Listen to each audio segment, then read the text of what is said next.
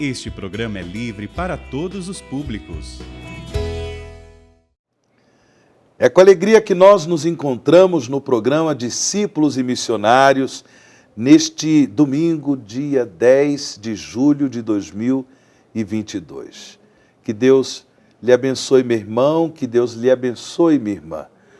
No programa Discípulos e Missionários de hoje, nós vamos refletir sobre a Cartilha de Orientação Política 2022, Igreja e Eleição.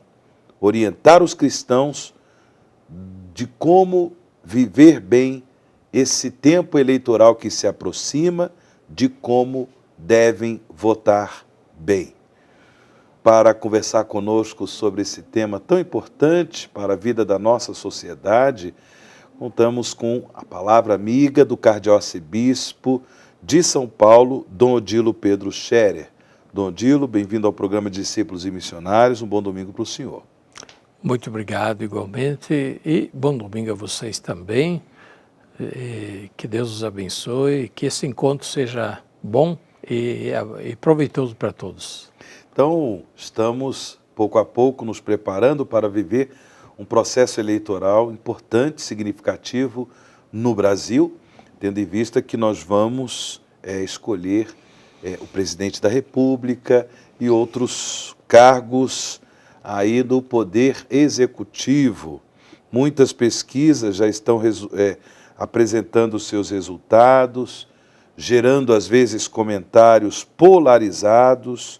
Diante desta realidade que engaja o destino do nosso país, é claro que nós temos muitas pessoas com dúvidas, perguntas, questionamentos. A igreja também tem uma palavra para nos orientar a este respeito, porque é importante votar bem para o bem do nosso país e não em vista de vantagens pessoais. Devemos procurar conhecer bem os nossos candidatos, sejam candidatos para a presidência da República, deputados federais, senadores, porque são cargos importantes. Bem, nós vamos chamar a participação de uma jovem, a Tainá de Oliveira, que fará uma pergunta para Dom Odilo. Nesse mundo que nós estamos vivendo hoje, na sociedade, tudo que estamos, vivendo nesse meio político, o que o senhor indica para os jovens hoje que vai votar pela primeira vez? O que o senhor pode nos indicar sobre candidatos, como selecionar os candidatos, como saber proceder referente às coisas que a sociedade nos impõe? A outra pergunta é: na Arquidiocese de São Paulo, tem algum projeto, formações, palestras, algo que nós, como jovens, podemos pesquisar e buscar ir atrás? Bem, Tainá, muito obrigado por suas perguntas. Evidentemente que o assunto é longo, eu vou tentar responder alguma coisa, depois você continua a procurar, a pesquisar. Primeiramente, quem vai votar pela primeira vez? É a sua pergunta. Como deve fazer? Como se orientar? Olha, converse com outras pessoas. Converse com seus pais, talvez. Converse com pessoas adultas. Converse com outros jovens. Segundo, procure conhecer os candidatos. Conhecer da melhor forma os candidatos. Sabendo sempre que a escolha nossa vai ter consequências, isto é, para o país, para o Estado. Então, dependendo de quem nós escolhemos, as coisas vão de um jeito ou de outro jeito lá em cima depois. Portanto, o nosso voto deve ser muito responsável, não dar um voto no chute ou no voto na brincadeira. Não, o seu voto tem peso, tem importância. E por isso um voto deve ser dado de maneira muito consciente. Se depois ganha ou não ganha, isso é outro assunto. A gente não deve votar simplesmente para ganhar. Claro que no fundo nós gostaríamos de votar para ganhar, mas não deve ser esta a nossa primeira preocupação. A gente vai votar de acordo com a nossa consciência, a nossa convicção. Então procure conhecer os candidatos, conversando com as pessoas. Segundo, existe orientação da arquidiocese? Sim, existe orientação da arquidiocese e da igreja no Brasil sobre isso. Claro, as pessoas gostariam que o bispo, o padre, logo dissesse, vote neste candidato, vote neste candidato. E não é assim que vai funcionar. A igreja católica, outras igrejas fazem diferente, mas a igreja católica normalmente não indica nem partido, nem candidato. A igreja católica costuma dar critérios, orientações, luzes, para que o eleitor, o cidadão, faça sua escolha autônoma, não por influência, por, de alguma forma, o voto influenciado e não livre. Nós fazemos muita questão que o voto seja dado de maneira livre e não, vamos usar a palavra feia, mas é essa mesma, não cabresteado, né? Não o voto de cabresto. Onde estão essas orientações? A CNBB, a Conferência Nacional dos Bispos do Brasil, sempre quando é um período eleitoral, tem feito uma cartilha com orientações sobre como votar bem, como escolher bem os candidatos, que critérios devem ser observados, enfim, a importância das questões em jogo numa eleição. Também desta vez tem uma cartilha. Procure na sua comunidade, na sua paróquia, fale com seu padre de repente, para conhecer essa cartilha. Ela pode ser muito boa para orientar. Enfim, eu queria dizer, Tainá, é um direito de todos os cidadãos. Católico também é cidadão. E leve muito a sério esta sua condição de cidadã para também desta forma contribuir para o bem do Brasil.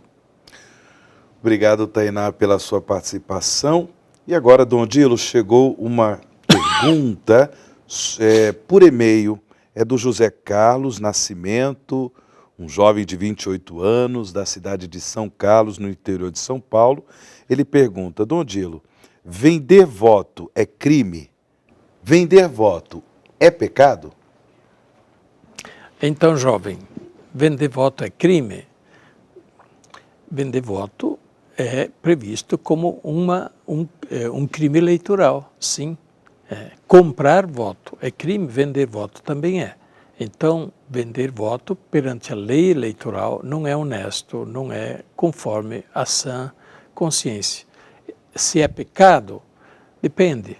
Depende se aí está envolvido uma escolha moralmente irresponsável, então pode ser até um pecado, porque nós estaríamos, digamos assim, distorcendo a reta finalidade de um ato, que é um ato cidadão, que tem uma finalidade boa, exercer o seu direito, exercer a sua cidadania, e a gente, de alguma forma, desviar a finalidade deste ato, vendendo o voto.